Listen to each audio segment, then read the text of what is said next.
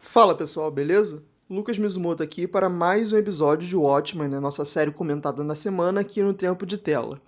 Mais uma vez quem tá comigo é o Alexandre. Fala aí, Alexandre. Fala aí, minha gente. Como sempre, mais um episódio que só nos traz mais perguntas do que resposta, mas continua tão boa como sempre. Pois é, né, cara? Mais um episódio que nos traz mais perguntas do que resposta, né? Você que tá vendo aí o título já sabe que a gente tá falando do quarto episódio dessa temporada, né? Que a princípio é uma temporada só. E que, assim, pra quem é fã de teorias, eu acho que esse foi o grande episódio pra você especular bastante coisa. Esse quarto episódio começou interessantemente. Eu acho que pra mim, pro Lucas, foi obviamente uma referência a Superman, porque é toda uma introdução em off mostrando o dia de uma família, de um casal, de uns fazendeiros na sua terrinha, basicamente no meio de nada. Vivendo lá sua vidazinha simples, com uns pequenos defeitinhos, mas aparentemente feliz. Até que surge a personagem Lady Trial, que ela foi apresentada nesse episódio, e que, maluco, que entrada estranha. A cena é mó bonitinha lá, o dia a dia do cara, o dia a dia do casal, aí chega ela no meio da noite fazendo super ofertas sobre troca de casas por bebês. E tipo, como sempre, sendo muito diferente essa série. Aí sim, ela não é bilionária, ela é trilionária. Porque as pessoas podem nesse mundo. É, cara, assim, uma coisa que já me chama atenção nesse início do episódio, né, além da referência do Superman, obviamente, é uma coisa que eu acho que o restante do episódio, de certa maneira, a série como um todo, tem uma preocupação muito grande. Que ela enfatiza muito a questão de legado, de memória, né? Ela fala bastante disso pro casal, que tipo, não sei porque vocês estão se preocupando com essa terra aqui, se vocês, quando vocês morrerem, acabou. Né? Vocês não têm filho. E aí o grande trunfo dela é trazer um filho. Né? E a gente pode pensar até um pouco a questão do Will, né, com a neta dele, Com a né, Angela. a Sister Knight, a Angela, justamente, né, que faz essa relação, eu acho que é bem interessante. Mas sim, cara, a Lady Triel, né, é uma personagem que apareceu assim, do nada, trouxe mais dúvidas pra gente, mais especulação, e eu gostei muito dessa adição dessa personagem, né. Voltando pra cena que você tava falando, né, ela conversa lá com os caras e tal, né, consegue comprar a terra, né, ela dá um bebê e 5 milhões, se não me engano é esse valor, né, e logo depois a gente vê que cai um negócio do céu. A princípio a gente estava achando que era, né, o carro do episódio, da 2 episódios atrás, mas não, assim, a gente não sabe exatamente o que, que é ainda aquilo que está caindo, né, mas ela fala que, tipo, aquilo dali é meu, né, e mais pra frente a gente vai falar um pouquinho disso. Mas enfim, né, o episódio introduz com essa personagem nova, né, uma personagem misteriosa que, né, quer comprar essa terra ali em Tulsa, né? Ela tá fazendo uma construção, né, que a gente vê depois que é um relógio, né, que faz uma analogia até com o próprio Ozymandias da HQ, que tem um relógio do fim do mundo, e aqui ela faz meio que um relógio da eternidade, né, alguma coisa desse tipo que ela fala. Que novamente, né, tem essa questão de se preocupar com a memória, com o legado, né, que ela fala, não, esse relógio aqui é para durar para sempre, uma coisa assim que ela comenta. No caso, vem a ser a filha dela no mais pra frente que fala sobre que vai durar pra sempre, que é a nova maravilha do novo mundo. Que eu tenho mais dúvida se aquilo ali é filha dela. Porque a menininha, ela vem aparecendo ao longo dos episódios bem de coadjuvante. Então, a gente estava pensando aqui que essa cena não pode ter passado muito tempo distante do início dessa série, porque a menininha tá basicamente na mesma idade do que ela tá atualmente. Ou é um clone. Porque, bem, na hora que você abre as porteiras de ter um personagem que tem clone, tudo vale. Sim. E a Lady Treyal, ela fala, né, logo no início do episódio, que ela trabalha com genética, tal qual os Imandias, né, tanto que a questão da fecundação e tal, então é muito eu acho realmente que é muito provável que a filha dela, na verdade, seja um clone dela, né. Então acho que, né, apesar de a gente ter começado com essa questão mais cronológica, acho que a gente pode fazer um amarrado desses pontos assim, né, porque eu, pelo menos, acho que é um episódio de muita especulação pelo seguinte, né? Se no último episódio, né, quando a gente terminou o podcast, eu tinha comentado que eu tava gostando que a parte da investigação tava se entrelaçando, mas eu ainda tava incomodado um pouco com o Ozymandias muito deslocado, né, muitas dúvidas e poucas respostas. Eu acho que esse episódio aqui, ele deu, né, uma segurada na investigação, apesar da gente pode até falar depois um pouco da Laurie, né, que ela tá meio que um passo à frente da Angela, né, na pesquisa dela. Mas, por outro lado, eu acho que é um episódio que serviu pra gente especular muito dos Ozymandias, né? Em especial, principalmente, essa questão da Lady Tyrell. Por quê, né? Eu já vou jogando aqui meus palpites, né? Se você não assistiu o episódio, vai assistir porque é importante o que eu vou falar, né? A relação dessas coisas dos clones, né? Porque nesse episódio a gente viu os Ozymandias, como que surge aqueles dois mordomos dele, né? Ele basicamente pesca, né, uns bebês lá bizarros e fica jogando alguns na água, mas pega os que interessa pra ele, né? E ele coloca numa máquina, tipo a máquina do que fez o Dr. Manhattan, inclusive, né, para fazer eles crescerem logo, né? Ele pega bebê e já sai gigante. E eu acho, né, aí a gente tá até conversando isso um pouco em off, que pra mim quem envia esses bebês ou, né, enfim, aonde estão esses bebês é em relação com a Lady Tyrell. Eu acho que ela que fez esses clones, inclusive o Ozymandias, deixa muito claro, né, que ele não ia fazer um troço desse, porque pra ele esses corpos são inúteis, né, que ele não faria uma vida desse jeito e tal, né? Mas ela aparentemente não tem essa mesma preocupação, né? Já que ela tem essa questão da clonagem também, mas pelo menos a princípio não teve essa questão. Então eu tô começando a achar que ela vai ser a ponte com os Ozymandias, na real. Se você quiser falar mais um pouco, depois eu vou complementar com mais algumas ideias em relação a isso, que eu acho que é o grande ponto do episódio, a Lady Tyrell e essa possível correlação com os Ozymandias. Cara, esse episódio é dela. Desde o próprio título, que é. Nossa, esqueci como é que ele tá literalmente, mas se você não acredita nas regras, faça as suas próprias.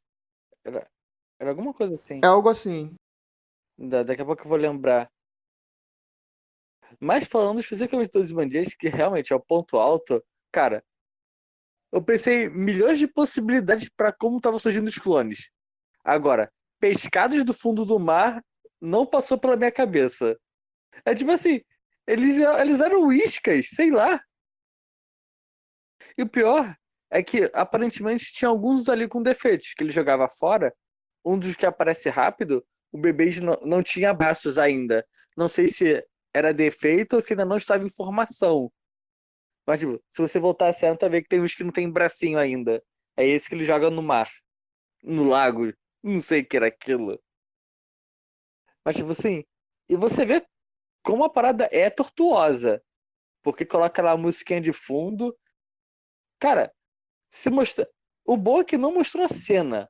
Porque aquilo ali eu imagino quão bizarro seria de assistir. E eu não sei se eu queria assistir aquilo, não. Só pela sonoplastia já viu que era bem pesadinho. Agora, o ponto importante que a gente acabou não comentando é que o porquê de mostrar isso agora é que aparentemente todos os outros clones dele morreram. Só que porque a última cena que nós tivemos dele foi dele preparando uma carta que era basicamente o início de uma guerra contra o guarda florestal. E eu acho que ficou bem óbvio que aquilo ali foi a resolução dessa pequena batalha, que todo mundo morreu. Cara, eu tenho minhas dúvidas se foi de fato a batalha ou se ele matou os clones por alguma questão de temperamento, porque um clone específico que tá com uma ferradura, ele fala, tipo, eu não precisava disso agora.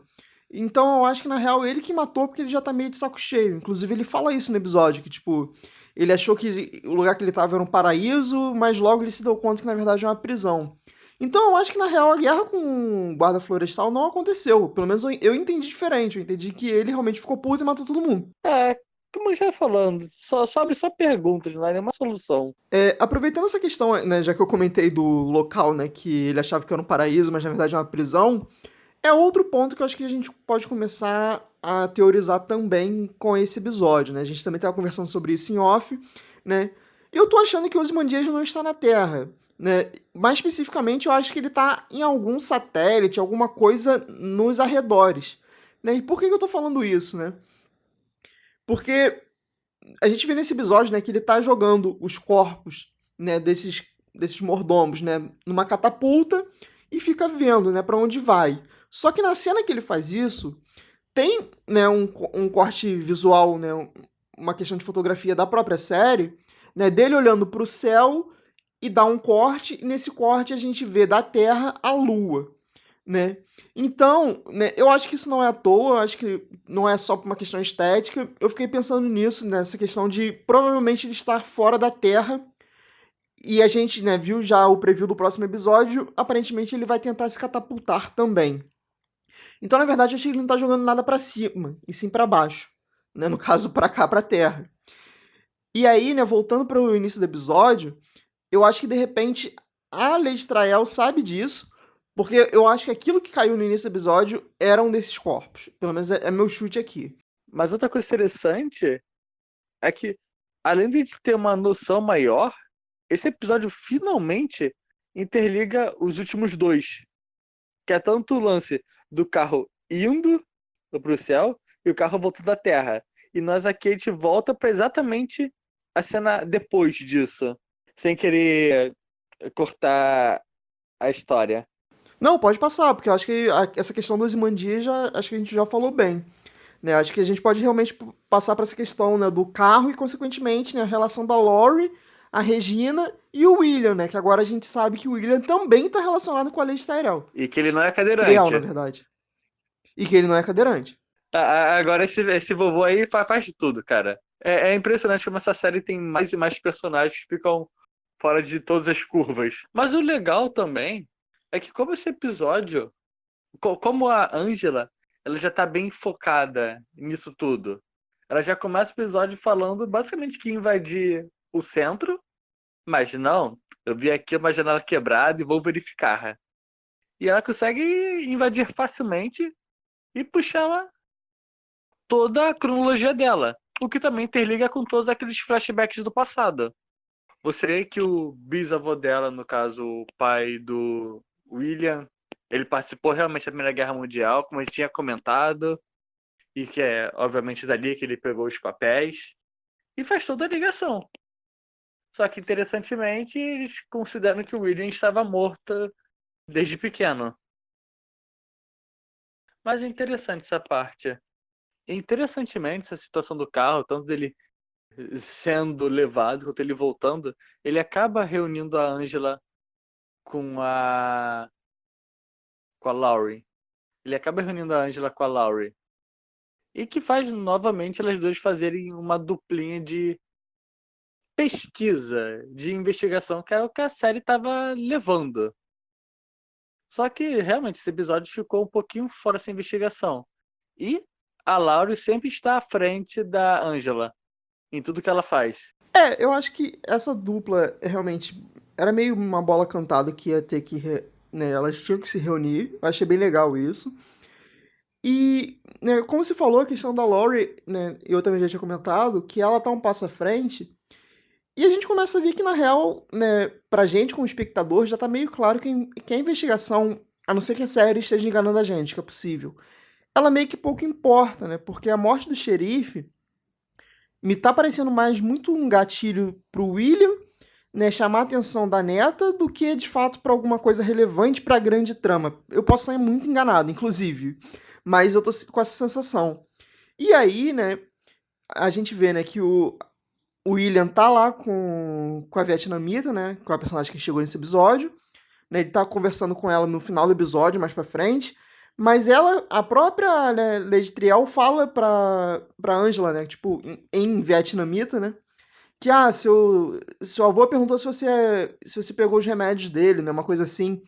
Então eu tô achando que mais pra frente, né? De repente, no próximo episódio, a Angela é capaz de tentar ir lá pra descobrir alguma coisa, porque ela, né, foi uma bola cantada que ela já sabe que ali é uma fonte de informação sobre o avô.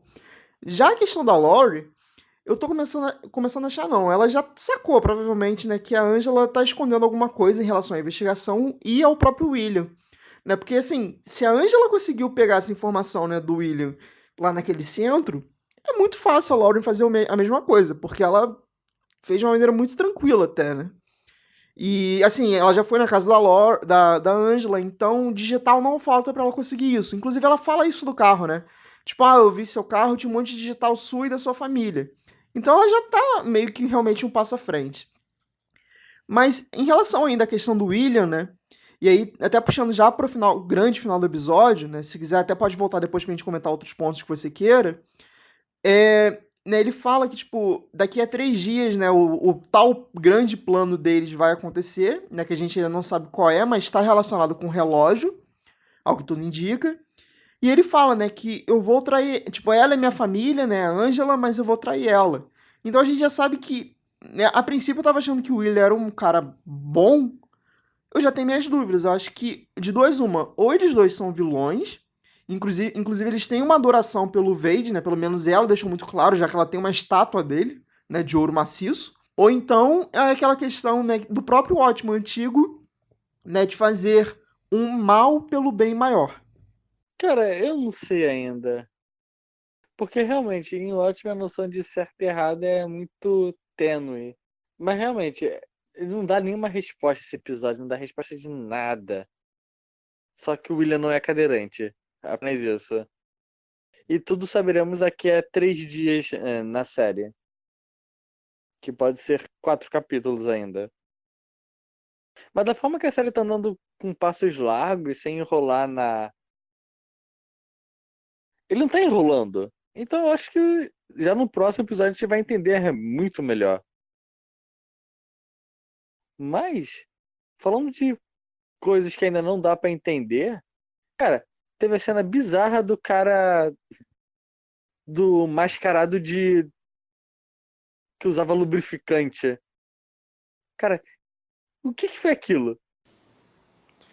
Cara, realmente, eu tinha esquecido dessa cena pra comentar e eu queria falar dela também.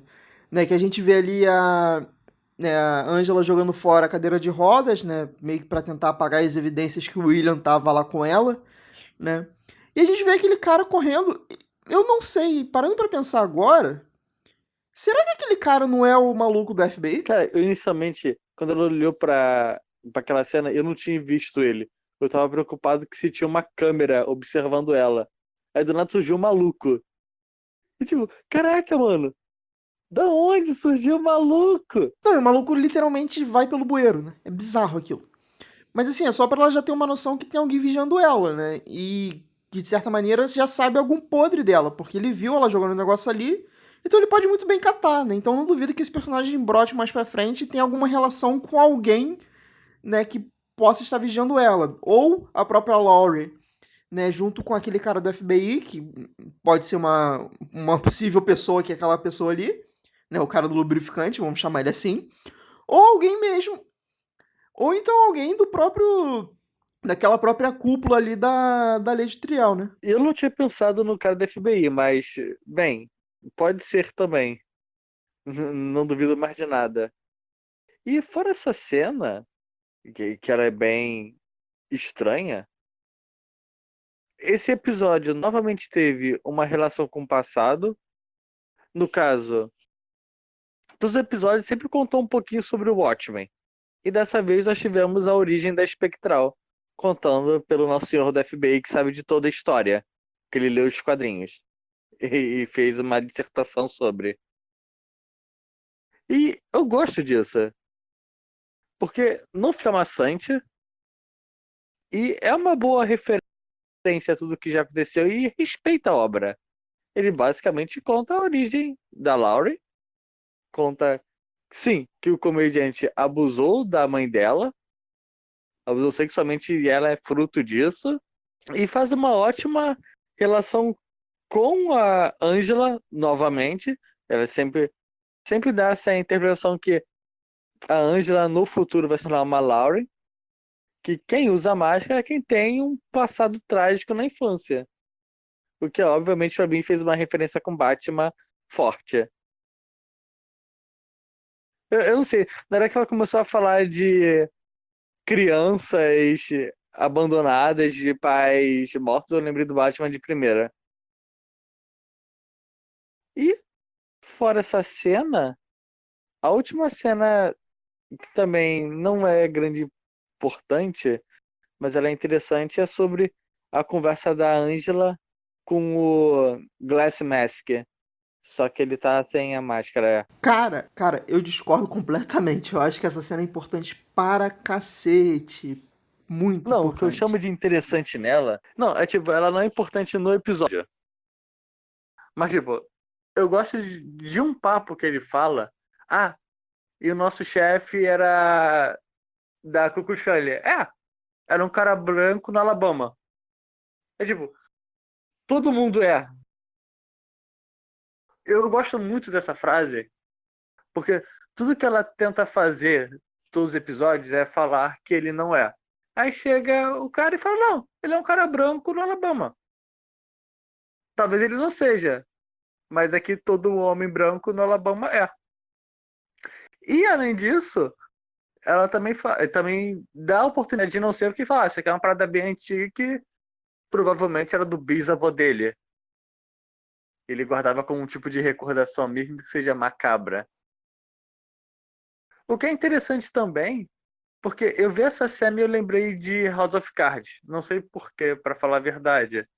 Porque tem exatamente uma cena muito parecida com essa naquele seriado, em que o protagonista tinha uma foto do pai dele com membros da clã e que ele guardava aquilo só para lembrar dele de que todo homem é possível de fazer várias coisas, mesmo as piores possíveis, em nome da família. Cara, então, né, deixa eu comentar um pouco dessa cena que eu queria comentar ela também, e de repente até fechar então esse podcast. Mas isso que você falou realmente é bem interessante, né? A fala do Glassface, né, faz a gente refletir, né, de certa maneira meio que o cerne de Watchmen, tanto o quadrinho quanto a série, que ninguém é preto no branco, todo mundo tem problemas, né?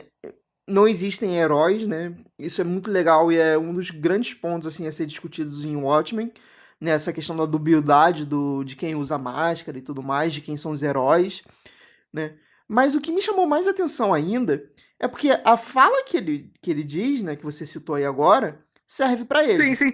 pro próprio Ele falou Glassface. isso, eu pensei exatamente E nisso mais na para além hora. Eu falei, disso, cara, você também é homem branco aqui. sim, e além disso, cara, a maneira como ele se comporta, né? Ele é um maluco esquisitão, né? Eu acho que. Eu já até comentei isso, ele é um dos personagens que me lembra mais o Rorschach, inclusive, né? Me faz crer que talvez ele seja da Sétima Cavalaria. Se pá, até ser de fato o grande mentor dessa merda toda. Mas isso não seria uma escolha meio óbvia? Mas é, cara, mas a questão é que às vezes a obviedade é necessária, sabe? Porque pensa só no dilema, né, e da ironia que a Angela, né, ela sabe que o cara é esquisitão, ela sabe disso tudo, mas aparentemente é a única pessoa que ela confia pra conversar ali, da polícia inteira. Porque ela é a única pessoa que a gente viu até agora, tirando o chefe da polícia, que ela tem diálogos mais abertos, ela consegue ser mais franca. Então, né, seria uma segunda traição pra ela, né, se o Glassface seja realmente esse cara da Sétima Cavalaria. E eu tô começando realmente a achar que ele é, cara. Cara, eu não sei, porque pra mim o cara é esquisitão, ele pode ser só apenas esquisitão. Ele tá mais interessado nas lulas. Mas o interessante aí é que ele teve um ex-relacionamento, uma pessoa que tem algum contato com laboratórios. E logo nesse episódio mostra a Lady. Só que não faz muito sentido ser ela, no meu ponto de vista. Mas sei lá. Não, faz nenhum sentido ser ela. É algum outro personagem. Se a gente vai descobrir quem é ou não, só o tempo dirá.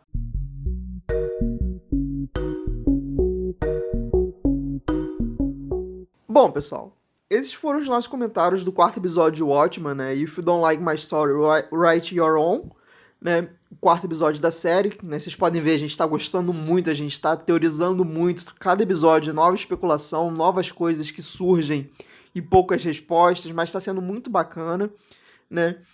E a gente quer saber, obviamente, a opinião de vocês também, né? A gente quer saber, né, o que vocês estão achando da série, o que vocês estão achando do podcast. Então não esquece de dar um like se você está ouvindo isso no YouTube, né? De assinar o feed, seja lá onde você estiver ouvindo, né? Como podcast só em áudio, né? Trazer feedback pra gente é bem importante. Né? E como de praxe, né, pedir para Alexandre falar também, né, para amarrar as considerações dele. Eu, honestamente, hoje já trouxe minhas considerações durante o episódio, né? Eu fui trazendo muita teoria e especulação do futuro. Então, vou deixar o espaço mais hoje para você, Alexandre. Cara, como sempre é um prazer falar com todos vocês, principalmente assistindo essa bela série que Eu inicialmente não esperava nada, porque pra mim a obra original já é perfeita. Mas que, cara, não sei onde é que isso vai levar. Mas o percurso tá sendo uma delícia de acompanhar. É cada novo episódio uma nova teoria em cima de coisas que eu não sei o que está acontecendo. E até agora eu não sei aonde é que essa série está levando. Inicialmente eu achei que era sobre a Sétima Cavalaria. Agora eu já tô duvidando. Pra mim ele tá sendo tipo o inimigo do bairro. É tipo, esse aqui é o inimigo que o Batman tá enfrentando, mas se você parar pra olhar, tem a Liga da Justiça enfrentando uma luta intergaláctica. E pra mim é isso que tá acontecendo. Até agora eu não sei aonde a história dos clones vai levar, aonde o nosso amigo está, se ele está na Lua, está em Marte, está numa outra dimensão, ou está no passado. Cara, eu ainda não sei quem é o guarda florestal, ainda não sei nada. E cada episódio aparecem mais personagens que também não me explicam nada. Tá muito bom isso daqui, sinceramente. Bem, gente, até semana que vem. Com sorte, com mais respostas do que perguntas. Mas até depois. Isso aí, galera. Até semana que vem. Valeu.